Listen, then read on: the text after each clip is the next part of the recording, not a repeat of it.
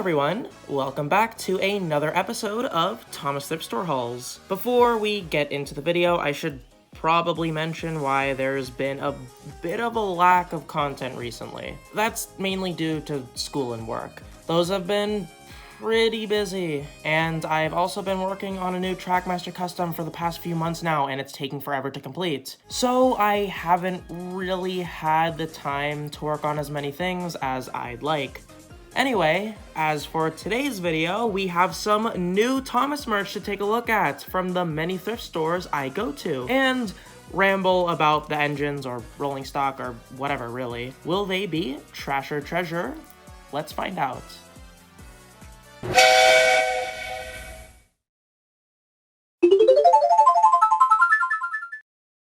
Our one and only diecast item for today is the Take-Along Rusty. I'm super happy to have them in my collection as they're one of my favorite narrow gauge engines and overall character in the show. While there's always something wrong with the narrow gauge engine designs in the Wooden Railway range and Trackmaster range, Take-Along did a fantastic job with rendering these characters, and Rusty is no exception. The body is great. That little cylinder thing is there, all the cab windows are hollow, the little tiny wheels are super cute, and the face is pretty spot on. On the bottom of the chassis, we can see that this item is dated from 2004, quite a long time ago. There are lots of chips in the paint along the body and roof of the engine, which is a bit sad as the diecast stuff tends to do that. Super happy to have Rusty.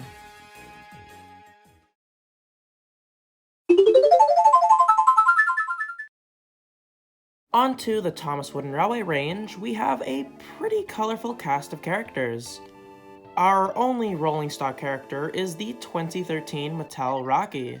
Now, when it comes to Rocky merch, I'm always going to be a little disappointed with anything that isn't the Trackmaster one, as that is literally the best one, and that's facts. So of course, the Wooden Railway one is not going to be my favorite. However, this doesn't mean that I don't like this version of him. I'm pretty impressed with the amount of detail going on here. This definitely looks like Rocky and is a quality build. The spaces in between the crane are great, and I love the piston detail. Now, to no one's surprise, most of this item is not in fact wood.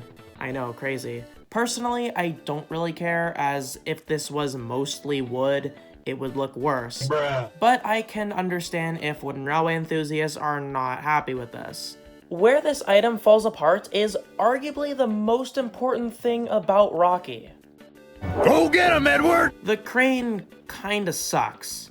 It only has 2 points of articulation, being all the way up or all the way down. You can't leave the crane arm in the middle because it doesn't clip into place. The hook is rigid metal, and again, is very limited. Why isn't it string? Wouldn't that have been so much better? The magnet is very strong, which I like, but overall the functionality of the Wooden Railway Rocky is pretty limited. Not a fan of that. Rocky's name is printed on the bottom and is dated 2012, despite this item being released a year later. Rocky is in pretty good condition, with only a few paint chips on the roof. And I'm also missing the 2 flatbeds that go along with him. Overall, it looks great, but doesn't work great. Go get him, Edward! Next up are the engines, the first being Iron Arry. I never noticed this, but Arry and Bert in the Wooden Railway range are actually different molds to Diesel. They have so much detail! There's indents on the sides of the Diesel as well as the cab. Same goes for the roof too. The cab mold has an extension, so the fuel boxes on the sides of the engine are 3D, and the vents and toolboxes are molded as well. We have the Ironworks lettering on the sides, which are nicely printed, and the face is fantastic. I love the wasp stripes too. However, they are not painted on the back, which I don't like. On the bottom of the chassis, there's Arry's name in that classic bold font and licensing for Learning Curve. I'm assuming this was released around 2007, but correct me if I'm wrong. I'm very impressed with this version of the character, and I'm happy to have another version of him, as the only merch of Iron Arry I had was the Ertl one. Next up is Mike, specifically the Mattel version from 2015. Oh, yeah, this is pretty bad. Just everything is wrong. He's so small! Like, yeah, I understand that he's a very small engine, but like, this is not it. There's barely any detail, and he only has 4 wheels!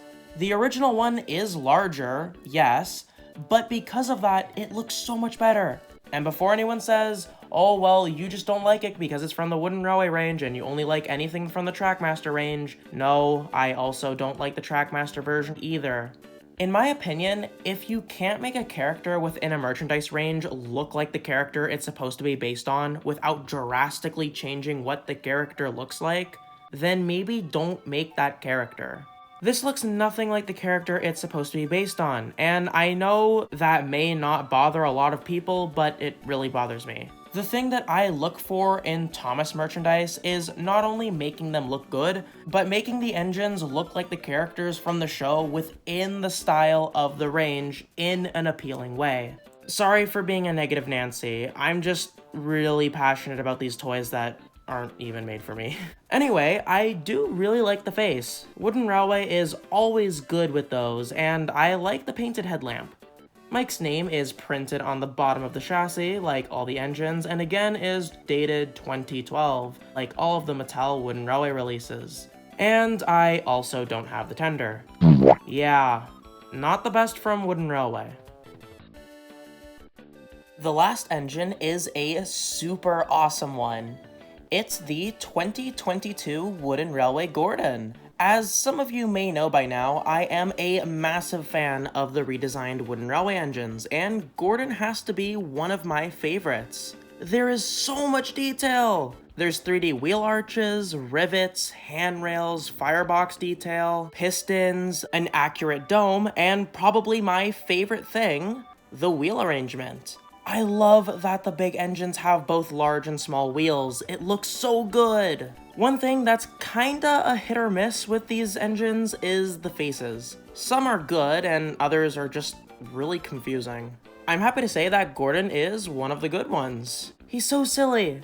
It is a little disappointing that it's not in the best condition though. There are some pretty bad paint chips, and there's marker ink on the front buffer beam as well as the cab roof, but I think the previous owner was trying to fix it. And sadly, we don't have the tender. On the bottom of the chassis, Gordon's name is printed on the second wheel set, and not gonna lie, the thing I dislike the most about the new Wooden Railway engines is how the names are printed on the bottom. The font is super small, and I much prefer the larger font of the previous era. But I still really like these engines. They are absolutely fantastic. Mattel definitely cooked. Next up is the Wooden Railway Byron, our only road vehicle for this episode. I've said this before and I'll say it again. Wooden Railway peaked with the road vehicles. Byron looks fantastic. There's so much detail packed into this item. The engine detail is really nice, and the wheels and caterpillar tracks are very nice too. The face is super accurate as well, like it's so good. Like some of the other road vehicles in the Wooden Railway range, Byron has a feature where if you push down on the cab, the front plow moves up. Most of this item is made out of plastic, but like Rocky, I don't really care. This is probably the best version of Byron for the Trackmaster range, as he's in scale with the engines. This is the third version of Byron I have in my collection, and while I love the take-along version, the Wooden Railway one is just better for Trackmaster. I'm really sad that he's missing one of his caterpillar tracks, as he's in very good condition otherwise. Maybe I'll find a replacement though. On the bottom of the vehicle, it has Byron's name, but nothing about what year it was released. Overall, I'm very happy with this item. It's really nice. Here's 2 pieces of track. One incline track and one short straight track. They're Wooden Railway track, not much to say about them. The last Wooden Railway items are 2 destinations. Here we have the Signal and Maithwaite Station from the early Engineers range. The Signal, or ticket booth, is nicely detailed and has a boom gate that can open up and down. I also really like the lights. I'm not really a big fan of the station, however. It's 2D and the roof is hollow. Not very impressive. I do like all the detail, like the door and bench. I got these because they were in a bag of Brio stuff, which turned out to be a roller coaster set.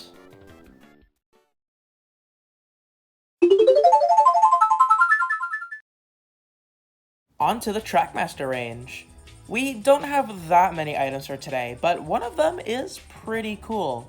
First up is rolling stock. Here's the Steelworks Thomas trucks. I have a few of these now, and I really love the tipping wagon. You can turn the top of the wagon, which makes it go from empty to full. The tipping wagon is dated 2017, and the other wagon is from 2013, as it's a remold of the ones from when Trackmaster 2 was first released. The trucks are so dark and grimy, like something that you would actually find at a Steelworks. Pretty awesome rolling stock. The last piece of rolling stock is the yellow truck that came with the All Engines Go diesel. At first inspection, it just seems like a regular truck, but it's actually a factory error item. On one side of the truck, it has printed detail, but on the other side, there's no printing. Since the first wave of reboot engines came with CGI-styled rolling stock, the truck is dated as a 2017 release. Pretty cool item. I love getting factory error merch. Next up are the engines, and our first one is the Steelworks Thomas, which I now have 3 of. I need to stop buying the same engine! This is definitely one of my favorite Thomas variants from the Trackmaster 2 range. I love all the detail and how much of a contrast it is to the regular engines. Although it's a little weird that the middle and driving wheel have grime detail, but the front wheel is just blank. But without a doubt, the best part of this engine is the face. I absolutely love the facial expression. I'm really surprised that Mattel never used it again for other versions of Thomas, but I guess that makes this Thomas even more special. It's in mint condition too. No paint chips, and the window sticker is there. Taking a look at the battery terminals, everything is in working order.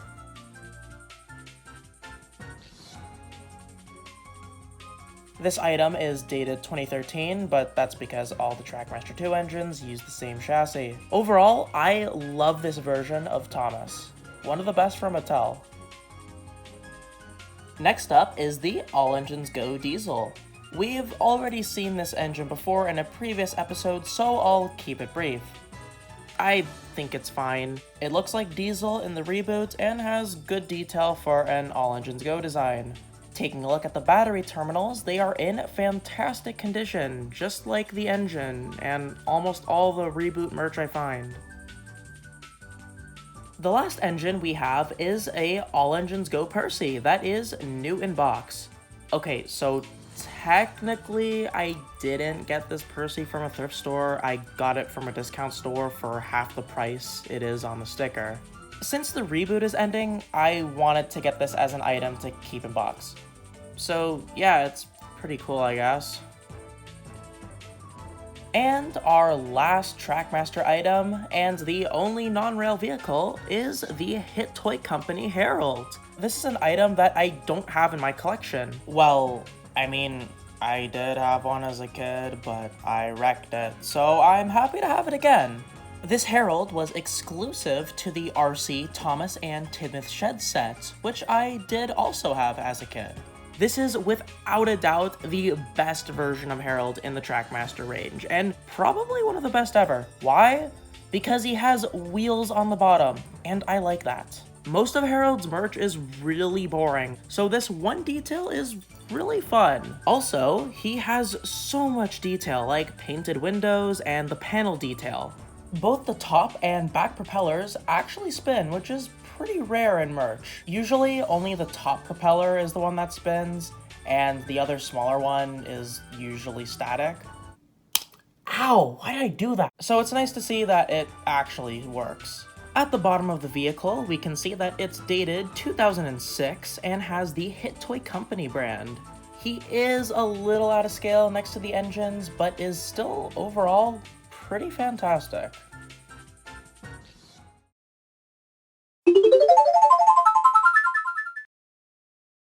Next up are the assorted engines. We have both a vintage item as well as an entire set. Here we have possibly one of the best versions of Thomas I've seen from a toy range. This is the Nyland Company's battery-powered Thomas. Now, this range of engines isn't new to me, as I own the push-along version of the Percy and Troublesome Trucks pack. The battery-powered Thomas was released in a set along with Annie, Clarabelle, and a truck. This Thomas is so nice looking. The proportions of the engine are accurate to Thomas's prop in the show. The length and height of the engine are pretty much perfect, there's no weird scaling, and the face is just fantastic. I love the moving side rods. Those are always my favorite part of Thomas merchandise. That is when they're added. This is a really interesting detail, but the cab is not flush with the tanks and coal bunker, which actually kind of makes Thomas look more like a real-life E2 class tank engine. Another detail I love is the fact that there's a driver and fireman in the cab. It's so cool when merch remembers that the engines actually have crews. Other small details I love are the water tank caps and the funnel being hollow. As much as I love how this Thomas looks, there are some things that I don't really like. Most of the detail is just stickers. Even the eyes are stickers, like, what? A lot of the older Thomas merch used sticker details for the toys, so it's understandable, but I'm still not a big fan of that. The other details that are here are not painted, including the buffers, whistle, boiler bands, and for some reason the eyebrows. Like, those are actually part of the sculpt, that's so weird. The lamp irons are placed really far back on the running board, and the smokebox frames are not even connected to Thomas's smokebox. Despite those critiques, I do still very much like this Thomas, and it's probably one of my favorite versions of Thomas that I own in my collection now. In a weird way, it actually kind of reminds me of the new Trackmaster Thomas that will be coming out soon. Maybe it's the proportions, I don't know. Taking a look at the chassis, we can see the company's name as well as a date for 1988. Oh my god, that was a long time ago. The Thomas Wiki says this item was released in 1999, so maybe this was when the push-along one was made and they just reused it for the motorized one? The battery compartment is on the back of the engine, and the battery is installed by opening the door. I don't know why, but it kinda reminds me of the Minecraft trapdoors. The switch is on the side of the engine and has a on and off position. One really cool thing about this Thomas is that it can fit on Trackmaster tracks. That is so cool, and he looks great on the tracks. I would have loved to connect some rolling stock, but unfortunately the coupling is broken. Anyway, here is a quick test run of the Nyland battery-operated Thomas.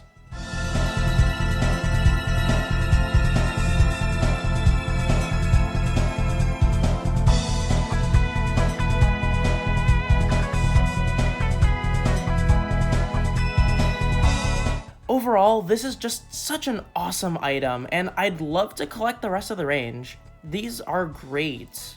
I did also get another Thomas, but this one is in much worse condition.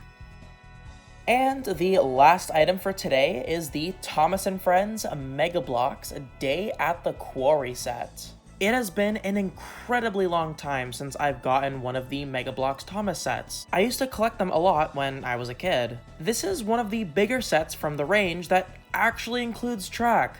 That's something that was kind of lacking in the Mega Bloks Thomas range. I know, a train set that doesn't even come with track is pretty ridiculous. I've never had the sets with track, so this is pretty exciting. Best of all, aside from one of the 8 rock pieces missing, this set has everything included, even the instructions. That's really uncommon to get with secondhand train sets. This set seems to be based around Farquhar Quarry and features Thomas, Mavis, and a wagon. We'll take a look at the engines and rolling stock first before we get into the set. Here's Thomas, because of course he has to be included in every set. This is just a stock standard version of the character. There's nice detail, like the whistles being painted, and the cab windows on the front are very nice, and the overall shape of the engine is pretty good for the most part. The buffers and chassis block are also painted, which in later releases was removed. All of the engines and wagons are fitted with a hook and loop coupling system so that they can be connected to other engines or rolling stock. Overall, I like this Thomas. It's the Thomas ever. Next up is Mavis, which is a really fun inclusion. I really like the overall shape of the engine. The cab is nicely scaled, and I love the wasp stripes too. It's very clean looking. There are some nicely sculpted details such as the vents, and the printing is very nicely applied to the model, though something feels off. Oh, I know. Yeah, there's no side plates. Bruh. I don't know why both Mavis and Toby in the Mega Bloks range don't have them, but it looks really off. Like, could they have not thought of a way to add them? Anyway, aside from that, I do quite like this version of Mavis. Lastly, we have a wagon. Not much to say about it, but it would have been nice if it had a face.